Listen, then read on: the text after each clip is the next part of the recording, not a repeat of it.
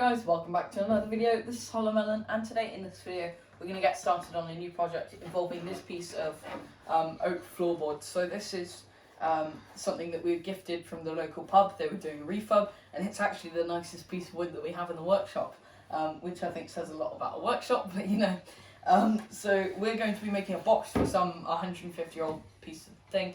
I don't actually know what it is yet, but we're going to be using the thicknesser to take off this varnish and just to see how much wood we've really got to work with.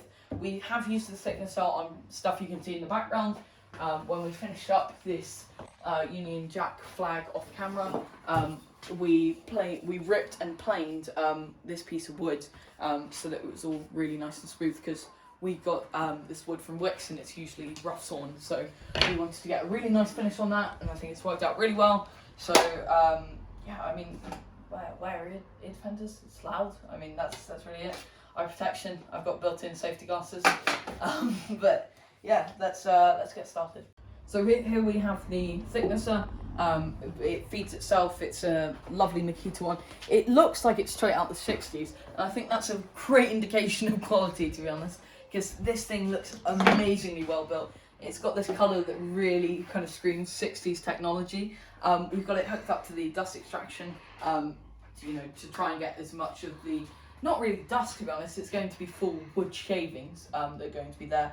It's going to fly dust everywhere, but that will take care of the vast majority of it.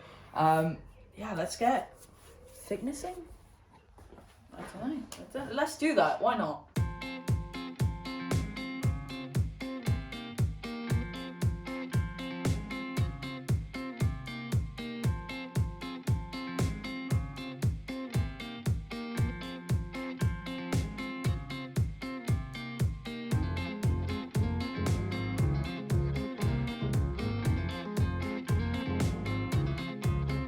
So you've just seen us pass this piece of wood quite a few times through the thicknesser, and that's because this is really, this is oak, it's solid. So we want to go down in small increments.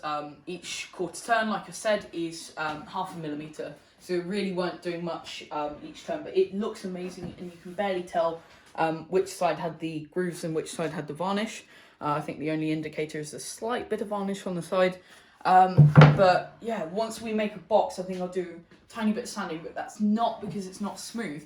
It just my bad feeding has left a few marks. But yeah, I mean, it worked amazingly well. I'm really pleased with already how this tiny bit of project has come out.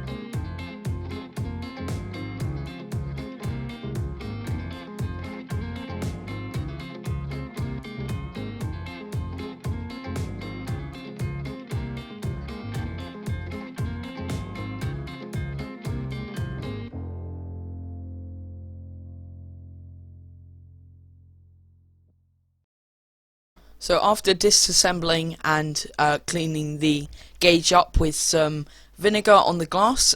We originally started off with some isopropyl alcohol, but soon switched over to some diesel and petroleum jelly because we realised that it was a bit too aggressive on the metal.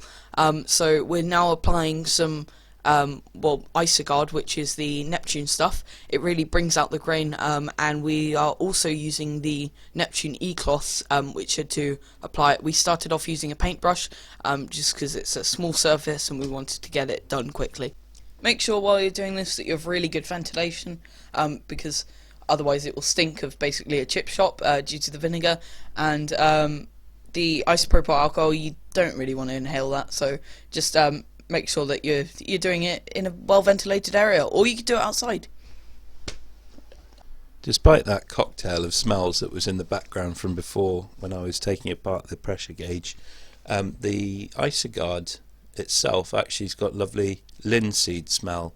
So if you've ever treated like a cricket bat or a piece of gun furniture, you recognise the smell straight away from like a school sports shed or something like that from the olden days when I was young and at school.